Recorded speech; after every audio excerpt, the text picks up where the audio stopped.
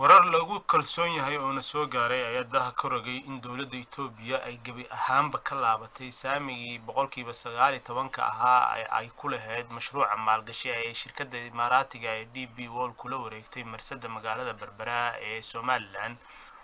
xogahan oo wargeyska Fora ka helay diblomaasiyiin ku sugan dalka iyo dibadiisa oo u dhundaloola arrimahan ayaa tibaaxay in dowladda Itoobiya ay gabi ahaanba ka noqotay saamigii 119 ah ee maalgashiga marsada,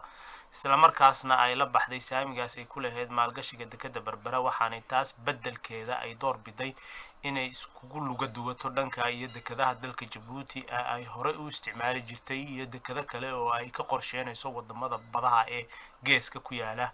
dhanka kalena tan iyo markii uu xukunka Itoobiya la wareegay ra'iisul wasaare Abiy Ahmed waxa isa soo tarayay in dowladda Itoobiya ay ka noqotay saamigii ay dowladda Somaliland ka siisay mashruuca shirkadda Imaaraatiga ee DP World kula wareegtay marsada magaalada Berbera, in aan wanaagsanayn xiriirka Somaliland iyo Itoobiya marka loo eego ahdiyadii hore ee dowladda Soomaaliya iyo Riyaal, waxaana taasi loo nisbeynayaa inay keentay in dowladda Itoobiya ay gabi ahaan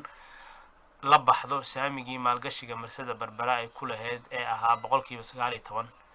geesta kalena xoga ayaa intaas ku daray inay Itoobiya joojisay waxyaabihii ay kala soo degi jirtay magaalada Berbera iyadoo aan dhowrkii bilood ee ugu dambeeyay isticmaalin dekadda Berbera. hase yeeshee xogahan ayaa si rasmi ah u sheegin sababaha rasmiga ah ee Itoobiya uga noqotay saamigii ay ku lahayd maalgashiga marsada Berbera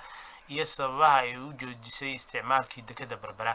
ma jiro war amuurtan ku saabsan oo ka soo baxay xukuumadda Somaliland iyo dowladda Itoobiya marka laga reebo xogahaas aanu helnay ee sheegay in dowladda Itoobiya ay gabi ahaanba ka laabatay saamigii ahaa 19% oo ay ku lahayd maalgashiga marsada Berbera, balse waxaa la filayaa inay xukuumadda Somaliland ee maamaha soo socda arrintaas ka hadasho isla markaana ay tafaasiil ka bixiso. sidoo kale warar lagu kalsoon yahay ayaa sheegaya in dhinaca Somaliland ay ku doodayso in ka noqoshada saamiga Itoobiya uu ka yimid dhinaca Somaliland isla markaana ay Somaliland arrimo amni awgeed u joojisay saamigaasi. dhinaca kale xiriirka saaxiibtinimo ee ka dhaxeeya xukuumadda Abiy iyo dowladda Itaalka daran ee Soomaaliya ayaa sii xoogeysanaya, waxaana si weyn loo aaneynayaa in gaabis ay Itoobiya ku sameysay xiriirkii Somaliland ay la lahayd inuu yahay mid ay ku raaligelinayso dowladda Farmaajo oo cadaadis diblomaasiyadeed ku haysa Somaliland.